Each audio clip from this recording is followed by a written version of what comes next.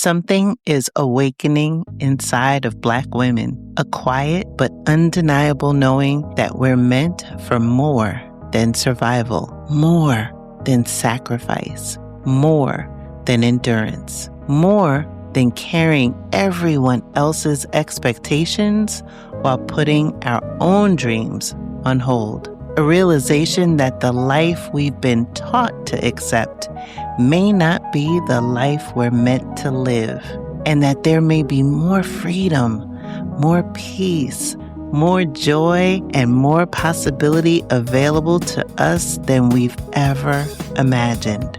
Because once you realize you have options, everything changes. The catch is, and what I would tell people, I would tell my younger self, don't wait until you retire. Figure it out now. Close your eyes and imagine living a life you love, unapologetic and unbothered, free from daily microaggressions from Karens and Kens, free from the fear of police brutality and systemic racism. Wouldn't that feel amazing? Now open your eyes.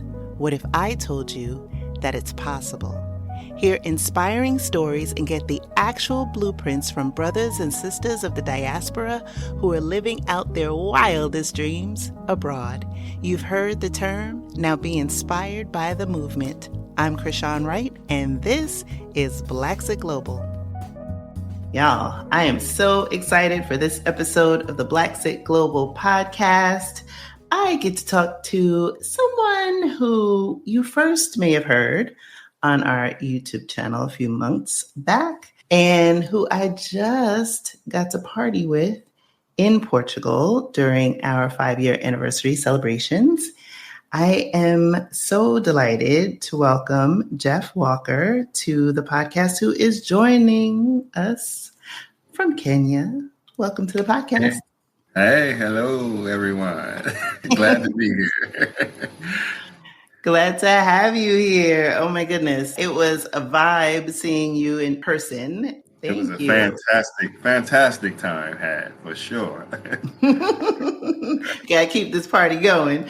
And so I'm glad that we can share your remarkable journey to Kenya with our audience. Every time I have an opportunity to talk to someone who's made the leap, I always like to start with their origin story, because I'm convinced that there are nuggets from their early life that are the through lines to where they are today. So what's your origin story? So I'm going to go back to 4 years old. I was youngest of 4, 2 boys, my sister Terry and myself. And we were living in East Baltimore, which is nicknamed the Bottom. Not saying that we were, overly poor and whatnot. We had everything we needed. But my mom wanted to get us out of that neighborhood because she knew. She grew up there. She was like, I'm not raising my kids in this part of town. So when I was 4, we moved up to Northeast Baltimore. It was probably a little more white than Black. So mixed neighborhood. And I had never been around white people. I believe our next door neighbor, white and whatnot. And I got in my first fight with a white boy. I might have been 5 at the time. I'm not sure. And he beat me up. I had no idea how to fight, but I quickly learned. And eventually I went back and beat him up. During that time, this civil rights era, civil rights was hot. I don't want to say the years, but it was hot. And there were times where carloads of white dudes chased me. I'm 5 years old running from carload of white boys. Like, get that little nigger, blah, blah, blah, blah, So that's my real first experience with racist America. And, but I ran and led them into a pool party full of Black people.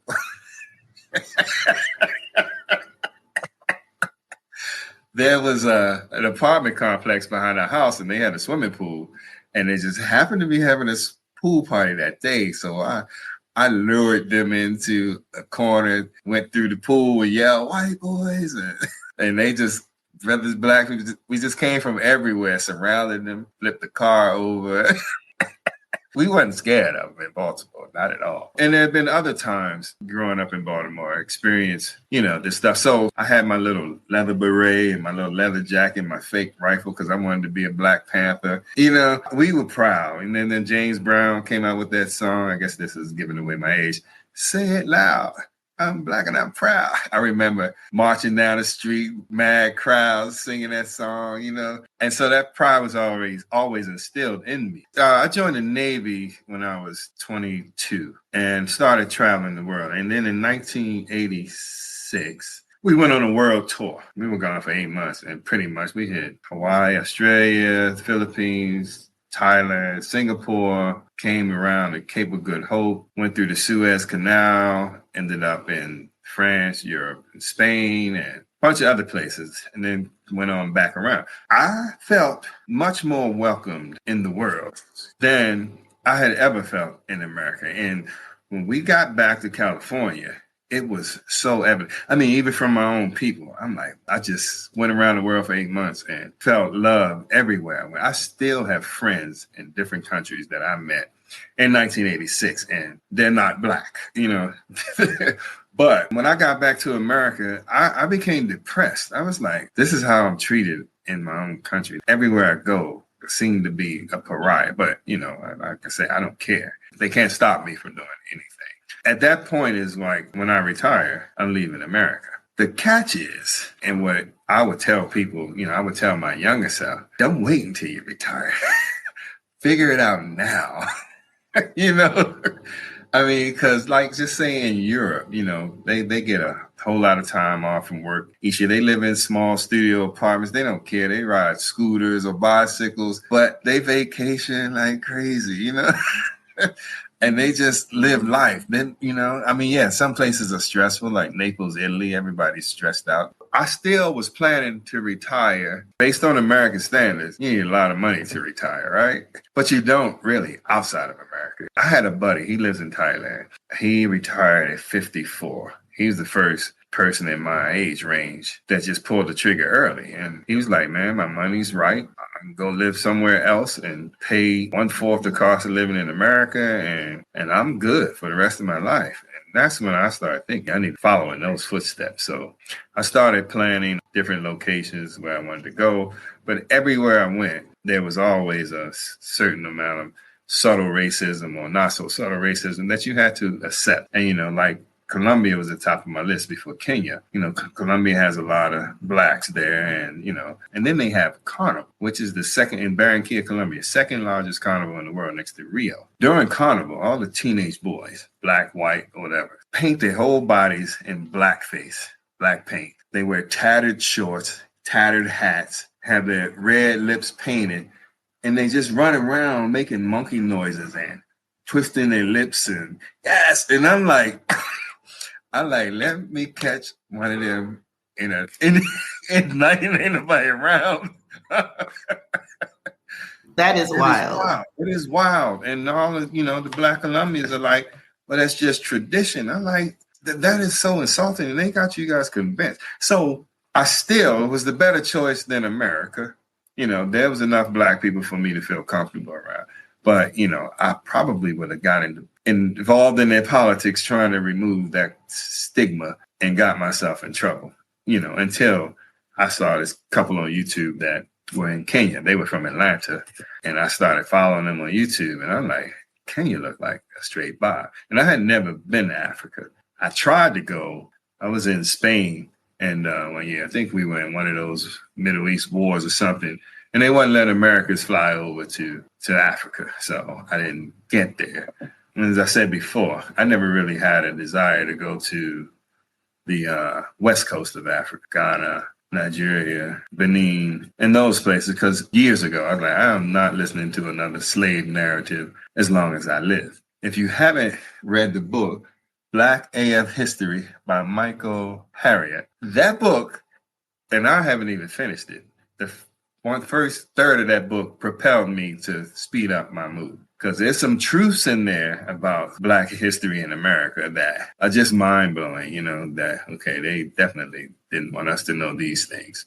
So then when Kenya popped up, I was like, well, let me go visit Kenya. I was going to retire a year from when I actually did. But once I got to Kenya, I'm like, well, I'm pulling the trigger now. This is it. And to this day, I'm upset that I didn't do this 20 years sooner. I missed so much of a full life of being Black, comfortable in my own skin, that I'm like, I could have done this 20 years ago and been so happy right now. Since I've been here, I really actually forget that I'm not Kenyan.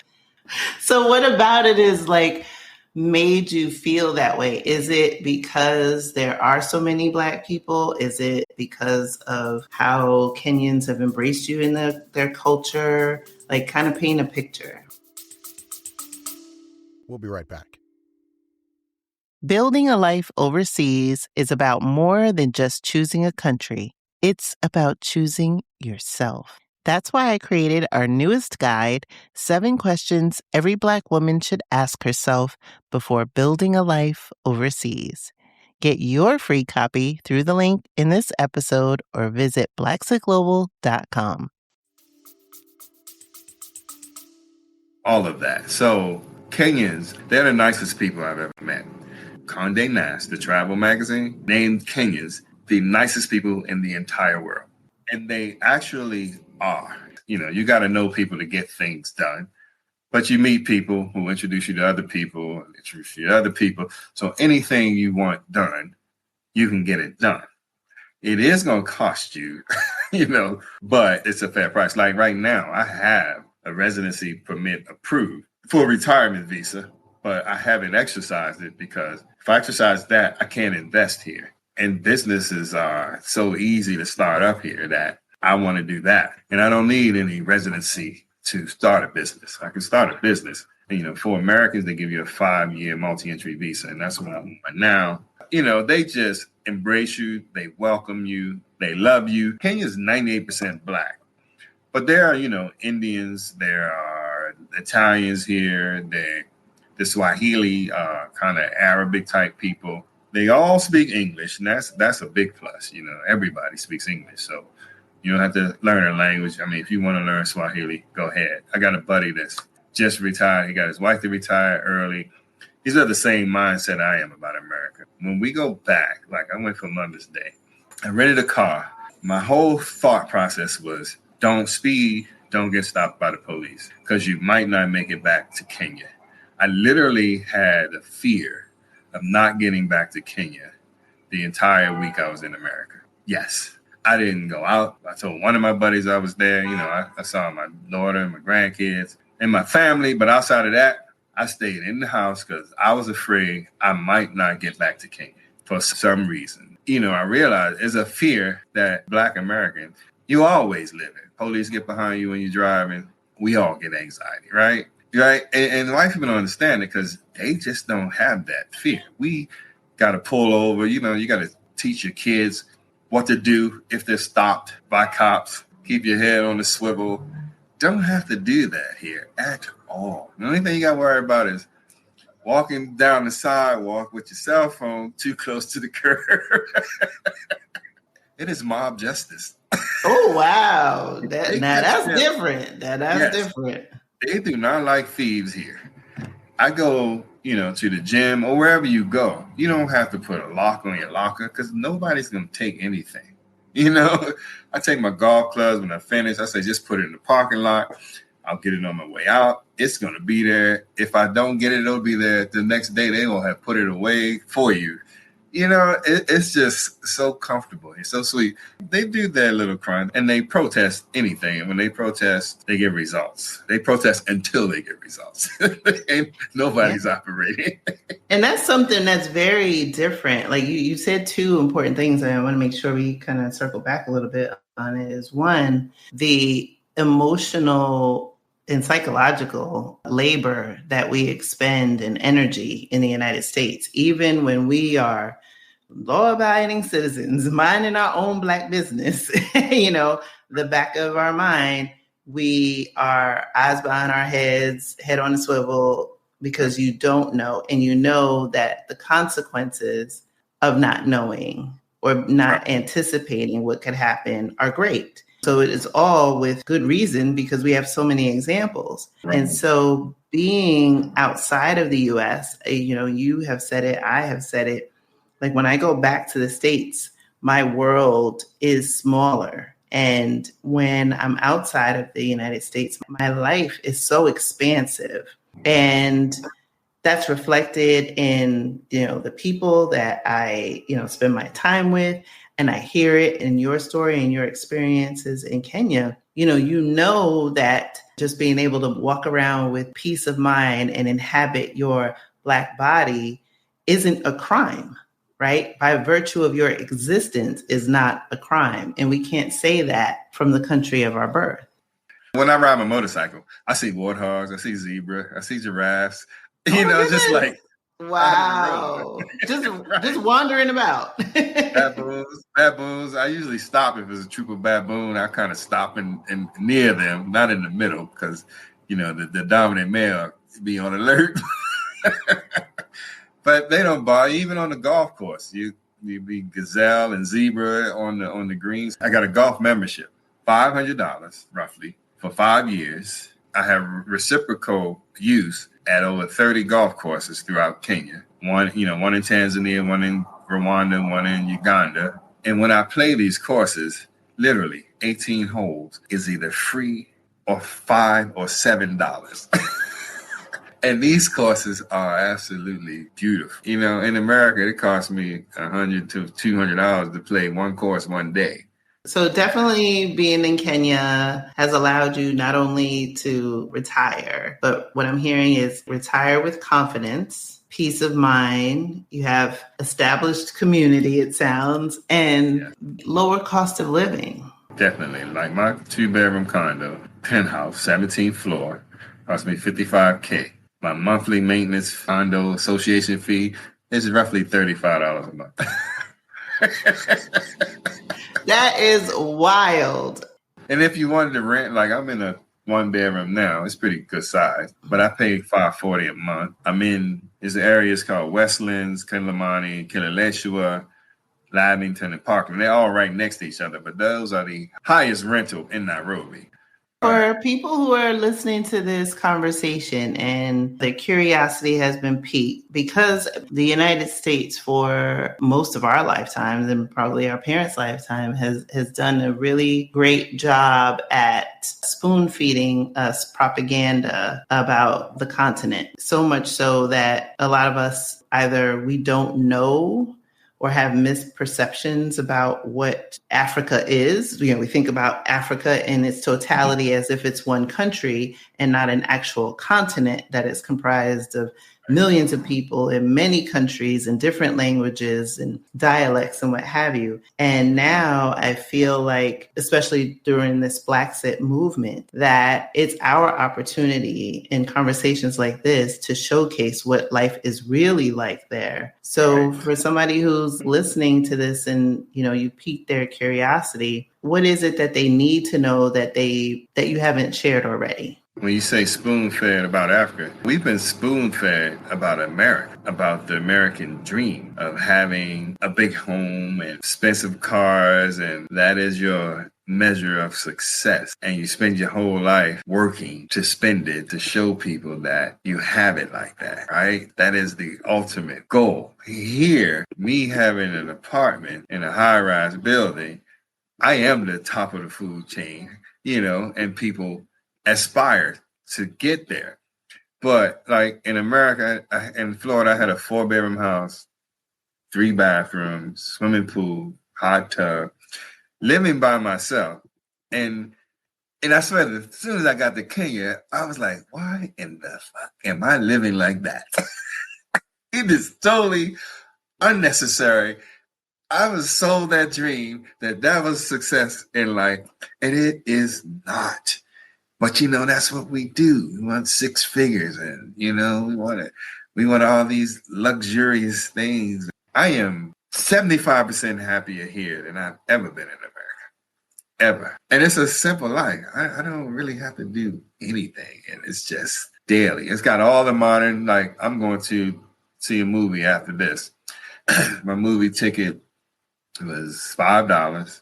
My popcorn is gonna be $1.50. My soda is gonna be another dollar, if that, 75 cents. I'm gonna get a soda, popcorn, and a hot dog, and I'm not gonna spend $15 total. And I've got reserved seats that recline, IMAX screen, 3D, that's the kind of stuff you get here. And for locals, yeah, that might be expensive and extravagant for them, but they have it, and it's always crowded. But the fact that you can go to a movie with two people and not spend $20 and get popcorn, sodas, hot dog, and movie ticket and reserved seats is just, amazing, right? Yeah, we haven't. I mean, I would have to think real hard and long, maybe when I was a kid. Was the last time I could do all that for under 20? Like, definitely, and not in my adulthood. Right. And if I go out, I drink scotch. Most of the people here drink Johnny Walker. I can't stand Johnny Walker, but I drink scotch, and a double of scotch is like $7. A double of scotch would cost me $40 in America, at least. Of Glenlivet, 12 or 15. You get a double here, and it's like, 1,000 shilling, which is like $7.50. Mm-hmm. Right. Wow. Eating here. I cook daily for the most part, or I'll go get something. They got really, really good restaurants, really, really good food, except the beef. I'm not too crazy about the beef here. However, somebody hooked me up with a South African beef company that delivers, and now my ribeyes are right, my fillets are right. I can get Wagyu beef, a ribeye Wagyu beef for like, what's that? For like $14. Have it delivered, grill it up. So that's all. I got a great seafood restaurant that I go to. Even they got a little Chinatown. I go there. They got this one spot got some really good Chinese foods. So I get that. But dinner for two, bottle of wine, appetizer, main course, dessert. If you spend $70, you're probably at one of the most expensive restaurants here. Anything you want is here. And then I've gotten to the point where I crave their staple, ugali. It's just some flour and water that they mix up, heat up, and beat up, and they just eat it with everything, right? But I haven't gotten to the point where I crave it now. So once a week, I go to this mall, this Swahili place. With the pace of life in the United States, it's easy to let life move on and you miss things. And so now with this slower pace, like, you're able to observe these different nuances. You're able to appreciate, a gazelle on the golf course when you're playing, right? And the only thing that Kenya probably doesn't have is, because it's on the equator, is skiing. Outside of skiing, you got mountains, you got hiking, of course you got wild animals, unlike the kind, and lions do get out. They do get out in the national parks. I mean, all right, Jeff, you had me till you said the lions are not contained. Right. I haven't come across any, but 20 minutes from where I live, they do have lions on cameras taking dogs and whatnot. But the coastline, and this is what I'll emphasize, I don't know, Kenya needs to step up their tourism game, because I've been to Zanzibar. I've got Diani beating Zanzibar all day. You can swim with the dolphins. The water's crystal clear. You can go snorkeling. But the difference is Kenya, Diani has nightlife. Zanzibar doesn't. And there are no major hotels or anything on their beaches. A few Italians got some restaurants, a bunch of little shacks of local businesses, hustlers, what they call them, set up all along the beaches and stuff. There are no major chains. Every beach is open to the public. It's just beautiful. Now, Diani is cool, but my favorite beach is Watamu. They have a beach called Seven Island Beach, and they have a beach called Garoda, which is for people who kite surf, windsurf. But I like the body surf, so the waves are just right enough to just dive in and carry yourself forward. But the water's crystal clear, and you can walk for miles and miles and miles and miles. And then the tide goes way out at parts of the day. At Seven Island Beach, when the tide is in, you can't swim out there. But when the tide goes out, you can walk out and catch little pools of water that have been captured and have your own little private clear pool with starfish and octopus inside it. It is so chill. And an Airbnb down there, I kind of like my accommodation is pretty decent. But if I spend $40 a night on Airbnb, I've splurged. I know people are going to be booking their plane tickets now. Right. Exactly. It is. And then down there, I've gone to Malindi. There's just about 40 minutes north of Malindi. They've got sand dunes, and you put your little Arab wrap on, and you ride 4-wheel vehicles. People might think you're in Dubai, but no, you're in Kenya. They got balloon rides. They got parasailing. Only thing I don't see are pleasure boats here. There are a lot more Americans moving here. Of course, we have an expat group. They're doing a Friendsgiving thing. I will go every now and again. But I got my own people here. It's nice to get out of the expat bubble. Right. It's good to have some level of familiarity, especially in the beginning, because, you're going to somewhere unfamiliar. But you're right. Like the longer you live in a place and you make those local connections and you vibe with the people that you vibe with, you become less dependent on getting to know more people in the expat bubble. You start to not interact as much. And, don't get me wrong. Some people, they need that support, especially single women that come here. And it's a great support group. Don't get me wrong. I pay attention to their WhatsApp channels. I see what's going on. Sometimes I show up and all. But, I've always been an independent traveler. So, I go somewhere. I merge into the culture and, I eat what they eat and places like that. Like I went to Pakistan one time now. I'm not eating street food in Pakistan, nor India. But I'll eat street food here. They sell boiled eggs, some sausages, and their favorite, they call it yoma choma, which is barbecue goat. Ooh, that sounds good. Oh, and about M-Pesa, which they should have that in America. I do everything from my phone. There's an app tied to my Kenyan phone number. I pay for everything through that app. Go to the grocery store. They put my number in. It prompts me with the amount to pay, and I put in my PIN. Amount is paid. I haven't had cash in my hand in a year. Don't need it. No debit card, no nothing. Because, I bank in America. I do have a bank account here. I got a savings account that pays 10% annual interest rate. Minimum 100,000 shillings, which is about $700 some odd dollars. But it pays 10% annual. 10%?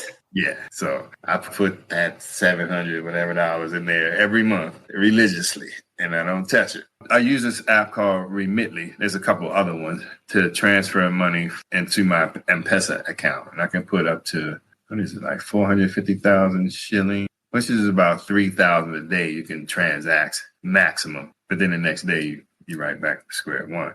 So to pay for my condo, I've been putting money into that 10% savings account until it's time to pay the whole thing. So I'm sure Visa, MasterCard, and all of them do not want that in America. It is a genius app, and all of Africa is going on board. They have it in Tanzania, and I think West Africa is finally getting wind of it. But yeah, it is. I don't even leave here with a wallet because I got a picture of my passport and my Visa in my phone, so I don't even carry a wallet or cash. And what I really like here, people, children, kids, every day are outside. It is so many people outside. In the neighborhood, everybody's outside until business is done. I mean, outside, little kids just playing. And I mean, like, that boy can't be more than 2. Who is he with? But nobody's messing with the kid. Even in my building, you go downstairs to the playground area, kids down there getting in the elevator by themselves. I say, they can't do this in America. No. They'll come up missing. Missing. They'll be, getting themselves into trouble. It's a shame that our kids have lost their ability to be children, especially Black children. They get adultified much earlier than any other ethnicity. I see the same thing here and in other countries that I've traveled to, where kids are kids. They're playing on playgrounds. They're not in their phones. They're interacting not just with themselves, but they'll have, intergenerational relationships. They'll be playing with their grandparents, aunt and uncles. It warms the heart because it helps me remember that the way we live in America, one, is not normal, and that not everybody is like this. Everybody in America is just struggling. They want to look as if they're not, but Right. Living paycheck to paycheck. yeah. Right. Oh, I got a chance. So, someone who met me, I don't know, through Blaxit or some online deal, this woman in California, her son is marrying a Kenyan woman. And so there's a dowry ceremony process or whatever. And she reached out to me. She was like, I don't know any older men over there. And my son needs an older guy to represent him for this dowry thing. Before she could finish, I'd be like, oh yeah, I'll be glad to do that because I want to see what it's like. So a young man comes here, they pick me up, and we go probably 2.5 hour ride to meet the girl's family. And I don't know how it's going to happen. But as we drive, and she was like, so my family's property starts here, and then we're driving and driving and driving. It's just like, and it is here. I was like, what? This is all your land? I was like, you got a sister? I get to the house. The house is probably 60 years old, corrugated walls and roof. It is nothing fancy at all, and they cook a traditional dinner, and I had to eat it, And then the older gentlemen come into the room with me and the young man, and they start discussing how this dowry thing works and so on and so forth. I didn't record it because I didn't, out of respect, I didn't ask. I was like, okay, but I'm like all ears. I'm like, this is so interesting. And I'm like, what is the dowry? Because I'm still not getting what they needed for the dowry. And, and he's like, well, what I did for my wife, I just paid what I could afford over a certain amount of time until it was enough. They have a sense of humor. I'm like, so you say he could be paying you forever? And it was like, I said, so what's the initial thing? And they had a list and they had it written out and everything. You got to bring a cow, 2 sheep, a ram, some particular type of goat. So they're getting married in September, and I got to go back to do the actual ceremony. I said, so do I need to roll up in here with the cows and shit? Because I will. I was like, you tell me where we need to buy them. I'll have them all tied up in one line. And, they were laughing. They were like, you could just give them the money. And they told us what all that cost, and it probably $2,000 out of his pocket for all of that. And I was like, well, that's up to you. But if you want to bring the cows, I'm with that. I would love to walk up in that party with some cow. And then there's a party. He has to pay for the neighbors and stuff come. So he's got to buy the food, and they wear costumes and they do traditional dances and stuff. I can't wait to September when he gets married because I'm going to be all up in that, But, I got to experience that traditional thing, It was all so cool, so cool. I'm always into, just like that time I went to the Masai Mara. I went on to Masai Village and got a tour. And dude had me in tears, man. I was like, man, I would give anything to live as my ancestors lived, my indigenous ancestors lived. If it was in a teepee in America, I would have much rather grown up that way, living off the land, living one with nature, versus that shit I grew up in. And I was like, so at night, the eldest son sleeps in the hut with the goats. And he took me into a hut. And I was like, he said, you want to come? You can spend the night. I'm like, yeah, I'm not at that point yet, but a little too real. I'll keep that invitation in thought. Yeah, I might do it one day, though. I just might go spend a weekend at a Maasai village. The women build their homes. If they take sticks and cow dung and they mud the wall until they all smooth out and there's a solid structure. The beds are made of sticks and they just lay on the sticks. And I'm like, man, I was like, y'all lived 10,000 years ago. I'm like, the white man came down here and messed it all up. They need for nothing. They don't have electricity. They don't have running water. Mm-hmm. They have their livestock and, if they can afford it, they got 2-3 wives, it's just, that's life, man. Living as one with the earth, They have land that nobody's taking from them. So unlike our people in America, they just took our land and gave it to Europeans. And they keep taking from us. They want us to have nothing. We come from a strong people. We have strong DNA. And I think one of the beautiful things about this movement is that we are finding and making home wherever we are in this world. Right. Building those ties or rebuilding. At the top of the conversation, you said you wish you had done it 20 years earlier. So for someone who's listening, what piece of advice would you give them? Visit. Go and visit. Come visit Kenya. Come visit Tanzania. Come visit Rwanda. Each has a different flavor. Now, I have a buddy in America from Nigeria. He said, before you settle in Kenya, you should visit Rwanda. Fine. But I visited Kenya first. I got here and I just knew I was home. So I didn't really need to go anywhere else. I went to Tanzania about 2 months ago. I could do Tanzania. It's a little slower pace than Kenya, but I could surely do Tanzania.